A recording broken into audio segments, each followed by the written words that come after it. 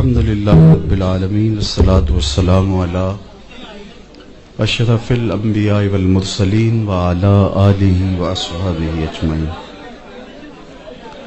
قال اللہ تعالی وتبارک فی القرآن المجید والفرقان الحمید. بسم اللہ الرحمن الرحیم.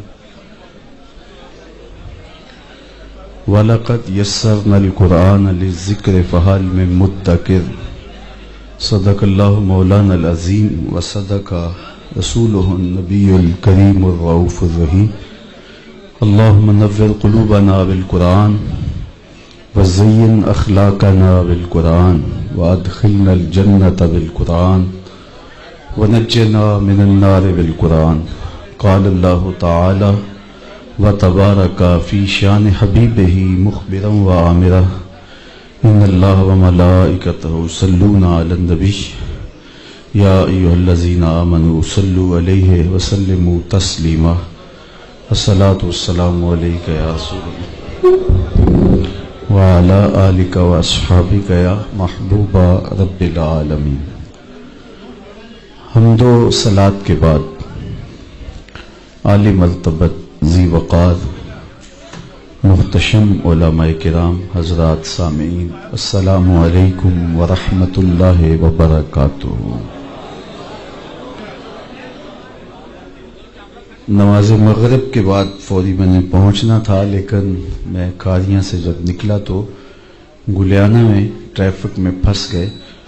پھر وہاں سے بڑی مشکل واپس نکل کے ہمیں گجرات کے راستے آنا پڑا، تو تقریباً پونا گھنٹہ ایک گھنٹہ ضائع ہو گیا، جس کے سبب سے آپ لوگوں کو بہت ساری تکلیف اٹھانا پڑی.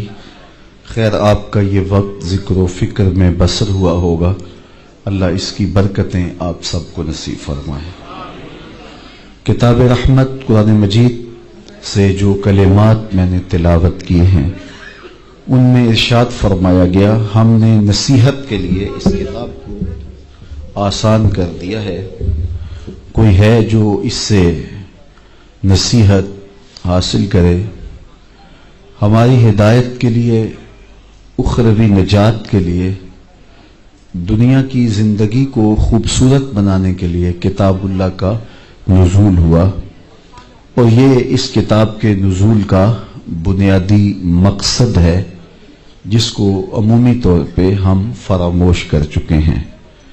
اس فراموشی کے سبب آج ہم دنیا کے اوپر عددی کثرت کے باوجود بھی ذلت اور رسوائی کے گڑھوں میں گرے ہوئے ہیں.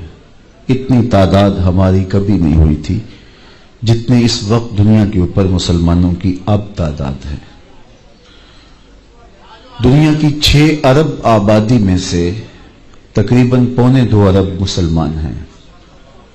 56-57 باقاعدہ اسلامی ریاستیں ہیں، اور اس کے علاوہ اللہ نے ہمیں مختلف معدنیات سے، تیل جیسی دولتوں سے مالا مال کیا ہے.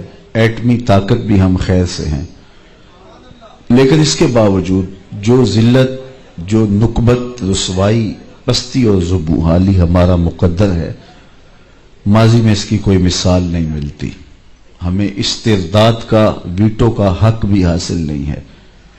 دنیا کی نظروں میں ہماری بے توقیری اور ناقدری کا عالم یہ ہے کہ دنیا کے جس خطے پر بھی کوئی خون بہہ رہا ہے تو آپ غور کرو تو وہ مسلمانوں کا خون بہہ رہا ہے.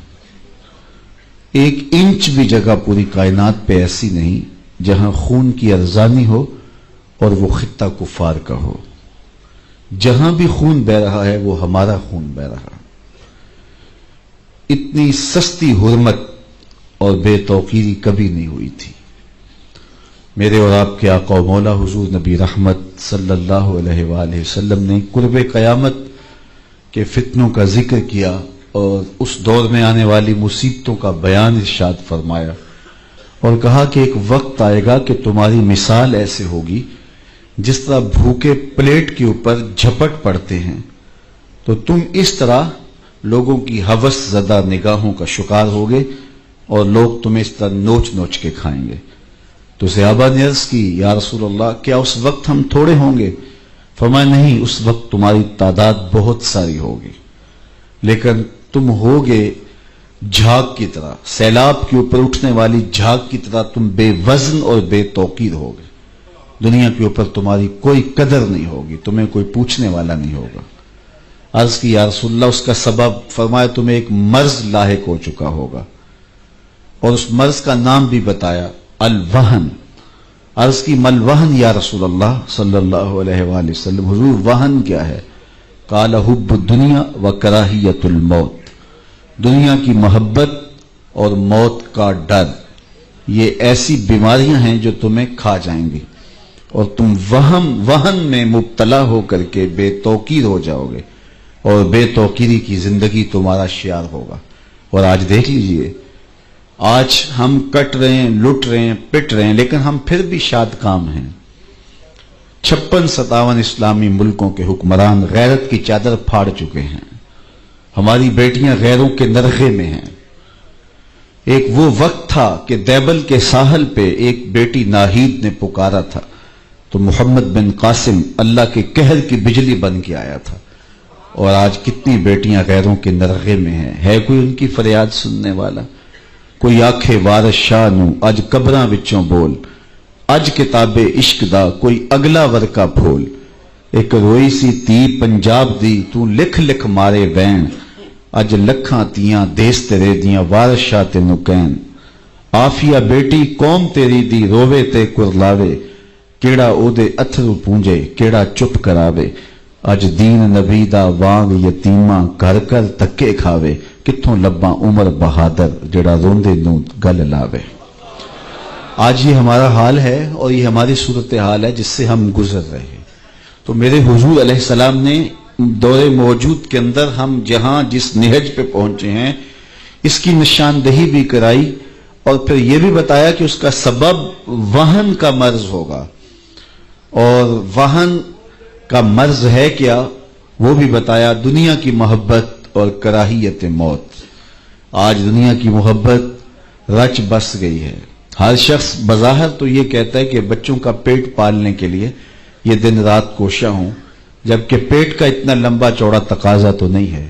دنیا کی محبت نے توڑ کے رکھ دیا ہے، ہم قدریں پامال کر چکے ہیں، ہماری زندگی بے ترتیب ہو کے رہ گئی ہے، مقصد حیات سے غافل ہو گئے ہیں، 2 دنی 4 کے چکر میں جو جہاں بھی ہے وہاں مطمئن ہی نہیں ہے۔ راتوں رات امیر ہو جاؤ، اس کے لیے کوئی قدر کا پامال کرنی پڑے، کسی کا خون نچوڑنا پڑے، کسی پر ظلم جور اور جبر کا بازار گرم کرنا پڑے، لیکن مجھے دولت مند ہونا چاہیے۔ تو حب دنیا برباد کر کے رکھ دیتی ہے، اور آج یہ ہمارے اندر کوٹ کوٹ کے بھری ہے، خواہشات کے جہاں آباد ہیں، اور ہم بس اسی چکر میں دن رات گزارا کر رہے ہیں، اور ایک دوسرے سے آگے بڑھنے کی اس دوڑ میں ہی ہم قدریں پامال کر چکے ہیں۔ ہمیں اپنے آپ کے لیے بھی وقت نہیں ہے کہ ہم سوچیں کہ ہم اس دنیا پہ بیٹھ نہیں رہنا، جتنا بھی کما لیں گے چھوڑ کے چلے جانا ہے۔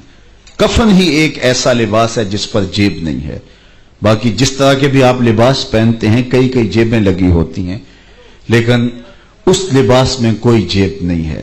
جب بندہ مرتا ہے تو اس کا سارا مال ترکہ بن جاتا ہے، اور بعد میں آنے والے تو کفن بھی میلا نہیں ہونے دیتے، بانٹ لیتے ہیں۔ وہ تو ایک گھر رات رکھنے کو تیار نہیں ہوتے، وہ تو لباس بھی پھاڑ کے اتارتے ہیں۔ میاں صاحب بولے جاندی واری ڈرونا بنے ہو تے ہاتھ نہ لاندے ڈر دے، جنہ لئی تو پاپ کمائے اج کتھے نہیں تیرے کر دے۔ تو زندگی کی مختصر سامانی ہی زندگی کا حسن ہے، لیکن خواہشات نے ہمارے اندر کو نچوڑ کے رکھ دیا، اور ہم سویر سے شام تک ایک ہی دھن میں لگے ہیں کہ ہمارے پاس دولت کے انبار جمع ہو جائیں۔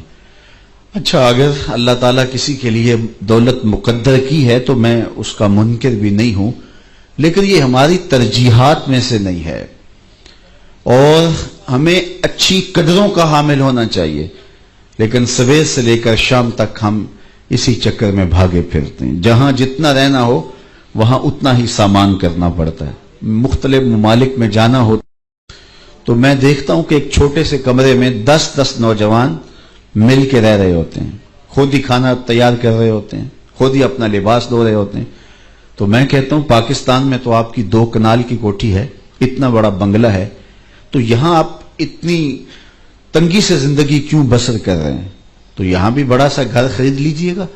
تو وہ ہنس کے کہتے ہیں جناب آپ جانتے ہیں یہاں ہم کون سا مستقل رہنا ہے، ہم جہاں مستقل جانا ہے وہاں ہمارا اچھا بنگلہ بن رہا ہے یا بن گیا ہے، یہاں جیسے تیسے ہے گزارا کر لیں گے.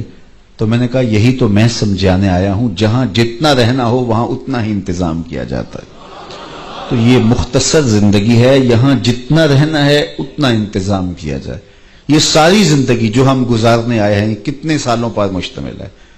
50 سال، 60 سال، 70 سال، کوئی 100 سال کا ہو تو لوگ تو انٹرویو کرنے آ جاتے ہیں کہ آپ کی صحت کا راز کیا ہے.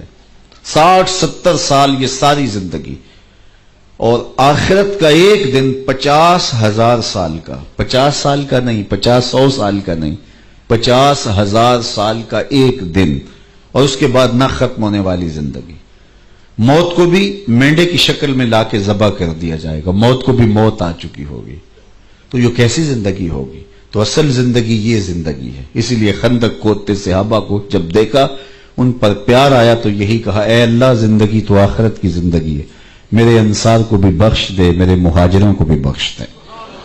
تو اصل زندگی آخرت کی زندگی ہے. لیکن دنیا حلم میٹھا خواب ہے، اور یہاں اس خواب سے بندے کی جب آنکھ کھلتی ہے تو پھر سمجھ آتی ہے، اور خواب میں بندہ ہچکورے لے رہا ہوتا ہے. تو ہم ان عجیب کیفیات کے اندر زندگی بسر کر رہے ہیں، جبکہ اصل حقیقی سرمدی اور نہ ختم ہونے والی زندگی آخرت کی زندگی ہے. وہ ایک فقیر تھا، تو اس نے بازار میں گزرتے ہوئے لوگوں کو دنیا میں کھوئے ہوئے دیکھا تو اس کے دل میں ترس اور محبت کے جذبات پیدا ہوئے. تو اس نے لوگوں کو کہا کہ تمہارے اس رویے سے بڑا ازردہ ہوا ہوں، یہ دنیا ہی سب کچھ نہیں ہے، آؤ میں تمہاری رب سے صلح کروا دوں. تو میں نے اس سے بات کی ہے، تو وہ کہتا ہے ان بندوں کو میری دہلیز پہ لے آ، ایک آنسو سے سارے گناہ معاف کر دوں گا، ماضی سارا دھل جائے گا صرف اشک ندامت سے. اللہ اکبر. تو لوگ اس کا الٹا مذاق اڑانے لگے. تو وہ کھڑا ان کے رویے سے تنگ دل ہو کے رونے لگا. اچانک کوئی شخص گزرا تو دیکھا کہ یہ فقیر رو رہا ہے، تو اس نے کہا کہ بابا کیوں رو رہا ہے؟ کسی نے مارا ہے، تنگ کیا ہے؟ اس نے کہا ایسا کوئی واقعہ نہیں ہوا، بلکہ ان کے رویے نے مجھے رلا دیا ہے. کیا ہوا؟ کہا ان کو دنیا میں کھوئے ہوئے دیکھا تو میرا خیال ہوا ان کی رب کی صلح کروا دوں، تو وہ تو مانتا ہے، یہی نہیں مانے، تو مجھے ان کی بے حسی پہ رونا آ گیا کہ یہ سمجھتے نہیں ہے 4 دن کی زندگی ہے. اگلے دن وہی شخص قبرستان کے قریب سے گزرا، دیکھا کہ وہ فقیر، وہ درویش وہاں قبرستان میں کھڑا رو رہا تھا. تو وہ پھر رو گیا. کہا بابا بازاروں میں بھی روتا ہے، قبرستانوں میں بھی روتا ہے، آج کیا مسئلہ ہے؟ کہا میرا مسئلہ کل والا ہی ہے. کہا کیا مطلب؟ کہا کل بازار والوں کے قریب سے گزرا تو میرا خیال ہوا کہ ان کی رب کی صلح کروا دوں، تو وہ تو مانتا تھا، وہی نہیں مانے، اور ان سے مایوس ہو گیا تو آج ادھر نکل آیا. تو آج میرا خیال ہوا ان قبرستان والوں کی رب کی صلح کروا دوں. تو اس نے کہا آج کیا بنا؟ کہا آج یہ مانتے ہیں، وہ نہیں مانتا. آج اس کی رحمتیں برسنے کے لیے آمادہ ہیں.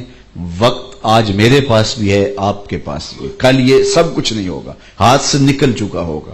آنکھیں جب بند ہوں گی تب آنکھیں کھلیں گی، لیکن پھر کیا فائدہ؟ آج تو اس کی رحمتیں آواز دے رہی. یا ایھا الانسان ما غرک بربک الکریم. مجھے بتاؤ کوئی یوں بھی محبت سے پکارتا ہے باغیوں کو، سرکشوں کو؟ کبھی آپ نے مجرم کا پولیس کو تعاقب کرتے دیکھا ہوگا، سرکش شاگرد کے پیچھے استاد کو دوڑتے دیکھا ہوگا، نالائق بیٹوں کی مرمت باپ کو کرتے دیکھا ہوگا، لیکن پیار کا یہ روپ بھی کبھی دیکھا کہ جو اس کے حکموں کو توڑ کے جا رہا ہے، سرکش ہے، متمرد ہے، اس کے حکام سے منہ پھیر کے بغاوت کر کے جا رہا ہے، اس کو اس کی رحمتیں آواز دے رہی ہیں.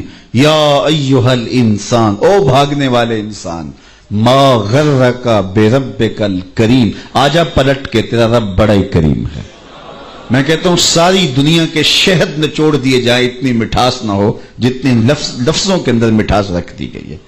باغی اور سرکش کو آوازیں دی جا رہی ہیں، او بھاگنے والے آجا پلٹ کے، تیرا رب بڑا ہی کریم ہے. اللہ اکبر. کبھی آپ نے دیکھا ہو کہ کوئی نالائق بچہ گھر چھوڑ کے بھاگ جائے. وہ تو شاید کسی ہوٹل میں برتن مانج کے اپنے پیٹ کی آگ بجھا رہا ہوتا ہے، لیکن ماں کی حلق سے نیچے لقمہ نہیں اترتا. باپ پاگلوں کی طرح گھوم رہا ہوتا ہے، اپنے رشتہ داروں کو فون کرتا ہے، اس کے دوستوں کو پوچھتا ہے، وہ نکما تمہیں تو نہیں بتا کے گیا. اخبارات میں ٹیلی ویژن پہ اشتہار چھپتے ہیں کہ اس طرح کا اس کا حلیہ ہے، وضاقت ایسی ہے، اٹھنے بیٹھنے کا سٹائل یہ ہے، بولنے کہنے کا انداز یہ ہے، اتنی عمر ہے، قد کاٹ ایسا ہے، اتنے دنوں سے میرا بیٹا گھر سے گم ہے، اگر کسی کو ملے تو اس نمبر پہ اطلاع کرے، اتنا انعام دیں گے. نیچے لکھا ہوتا ہے نوٹ، اگر وہ خود پڑھے تو واپس آ جائے، اسے کچھ نہیں کہا جائے گا. اور جب بھی کبھی میں اس قبیل کا اشتہار دیکھتا ہوں تو میری نظر اٹھ کے اس آیت پہ آتی ہے. مالک بھی کہہ رہا ہے، او بھاگنے والے انسان، ما غرک بربک الکریم، آجا پلٹ کے، تیرا رب کریم ہے، کچھ نہیں کہے گا.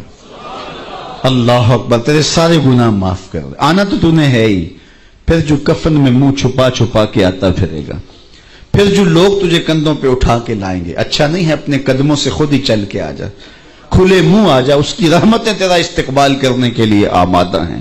ما غرک بربک الکریم. آگے دیکھیے، الذی خلقک، وہ دیکھ تیرا خالق لگتا ہے. رشتہ کتنا گوڑا ہے ماں کا اور بیٹے کا. جو رشتہ ہے، مجھے بتاؤ دنیا کی کسی ترازو پہ ماں کے پیار کو تولا جا سکتا ہے؟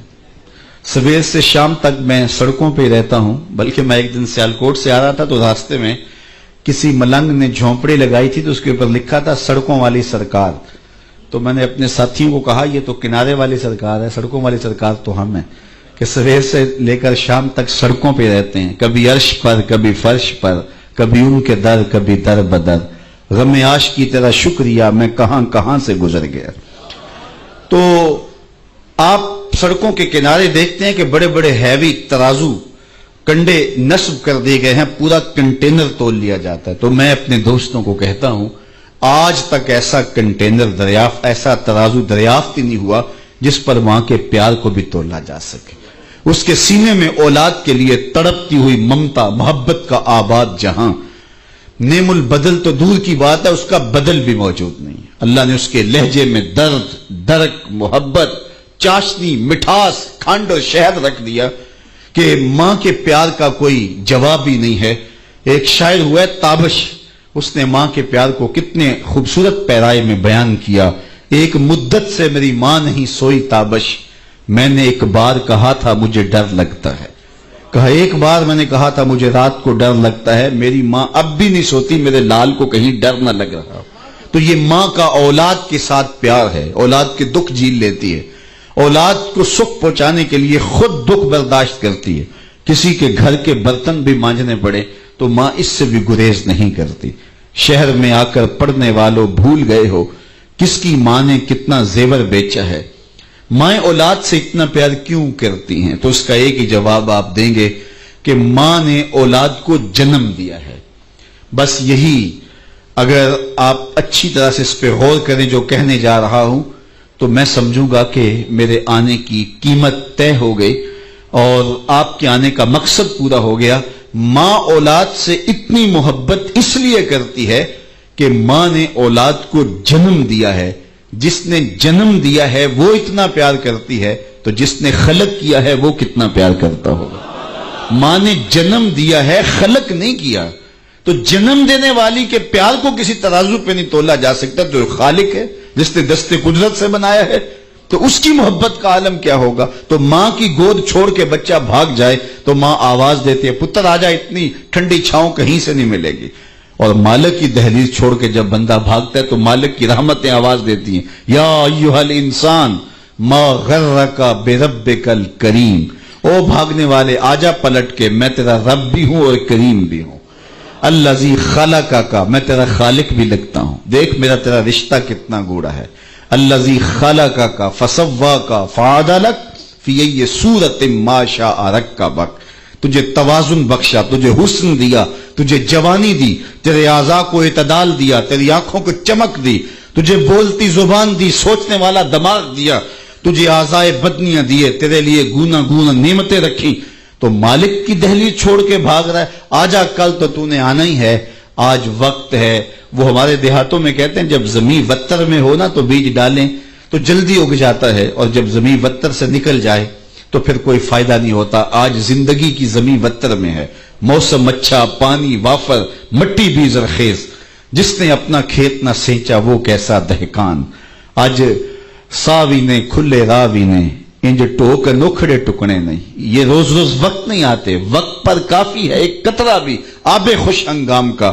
جل گیا جب کھیت برسا می تو پھر کس کام کا. تو آج وقت ہے، فرصت ہے، توبہ کا دروازہ کھلا ہے. سورج ابھی مغرب سے طلوع نہیں ہوا، اس کی رحمتیں برسنا چاہتی ہیں بندے پر. ایک حدیث میں آتا ہے حضور نے فرمایا جب کوئی بندہ توبہ کر کے اللہ کے حضور حاضر ہوتا ہے تو اللہ کتنا خوش ہوتا ہے. حضور نے ایک مثال سے سمجھایا. اگر آپ میں سے کسی نے صحرا کو دیکھا ہو تو وہ اس مثال کو زیادہ اچھی طرح سے سمجھ پائے گا، ورنہ مشکل نہیں ہے ہر شخص اس مثال کے مقصود کو سمجھ پائے. فرمایا ایک بندہ صحرا میں سفر کر رہا ہے اور اس کے ساتھ اونٹ ہے، اور اس کا سارا توشہ پانی، کھانے اور دیگر ضروریات کی چیزیں بھی اونٹ پہ لدی ہیں. راستے میں دوپہر کاٹنے کے لیے اونٹ کو باندھ کر کے درخت کی شاخ یا جڑ کے ساتھ خود وہ لیٹ جاتا ہے کہ میں دوپہر سستا لوں، سو لوں. اچانک اس کی آنکھ کھلتی ہے تو کیا دیکھتا ہے کہ اونٹ نہیں ہے. تو صحرائی سفر میں اونٹ کا گم ہو جانا، جس پہ توشہ بھی ہو، پانی بھی ہو، تو زندگی کا جو ہے وہ روٹ جانا ہے. تو وہ دائیں بائیں بھاگا کہ میں اونٹ کو تلاش کروں، لیکن تا حد نظر اونٹ دکھائی نہیں دیا، اور آبادی بھی نہیں ہے. وہ تھک ہار کے دوبارہ اسی درخت کے نیچے آ جاتا ہے اور موت کا منتظر ہو کے بیٹھ جاتا ہے ٹیک لگا کے کہ ابھی موت آئی. اب ظاہر ہے اونٹ چلا گیا، سامان بھی اس کے اوپر تھا، تو زندگی چلی گئی. تو وہ موت کا منتظر ہو کے اسی درخت کے تنے کے ساتھ ٹیک لگا کے جو ہے وہ بیٹھ جاتا ہے. اچانک اس کی آنکھ لگ جاتی ہے.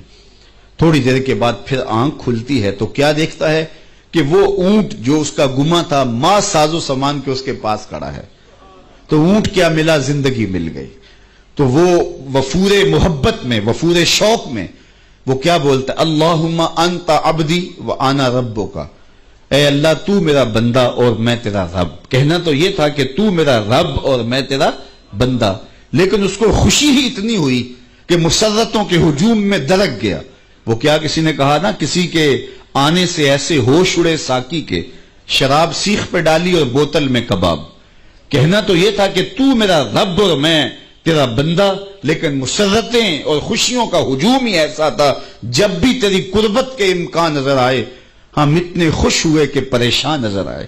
تو کہا تو میرا بندہ اور میں تیرا رب. تو یہ مسرتوں کے ہجوم میں اس کی زبان بل کھا گئی، اپنے پہ کنٹرول نہیں رہا. تو یہ مثال بیان کر کے حضور نے فرمایا صحابہ بتاؤ اس بندے کو کتنی خوشی ہوئی کہ زبان پہ بھی قابو نہیں ہے. تو صحابہ نے عرض کی حضور حد ہو گئی. فرمایا جب کوئی شخص توبہ کر کے اللہ کی دہلیز پہ آتا ہے اللہ اس سے بھی زیادہ خوش ہوتا ہے کہ میرا بندہ میرے حضور آ گیا. تو صاحب یا تو ہم نے بیٹھ رہنا ہو تو پھر تو ہم بیٹھ رہے ہیں، لیکن جب پلٹ کے اسی چوکھٹ پہ جانا ہے تو پھر اس وقت کا پچھتاوا کوئی کام نہیں آئے گا. آج کا پچھتاوا کل کی بہتری کی ضمانت ہے. زندگی کاٹ رہے ہیں، لمحہ لمحہ کاٹ رہے ہیں. اگر توبہ کی دہلیز پہ آ جائیں گے، مالک کی رضا کے دائرے میں آ جائیں گے تو یہ دنیا کی زندگی ہماری خراب نہیں ہوتی. ہم کاروبار دنیا چھوڑ کے نہیں بیٹھ جائیں گے. یہ دنیا پہلے سے بہتر اور خوبصورت گزرے گی. یہ عبادت کے نور سے مزین ہو جائے گی، صحت بھی اچھی ہو جائے گی، زندگی کا حسن بھی دوبالا ہو جائے گا، باطن میں طمانیت، نور، روشنی بھی آ جائے گی اور آخرت بھی سنور جائے گی. اسلام ہمیں یہ نہیں کہتا جس طرح کہ بخشو اور ہندوؤں کے جو حضور نے فرمایا اللہ اس شخص کے چہرے کو تر و تازہ رکھے جس نے میرے سے کوئی حدیث سنی، پھر جیسے سنی اس کو ویسے آگے پہنچا دیا.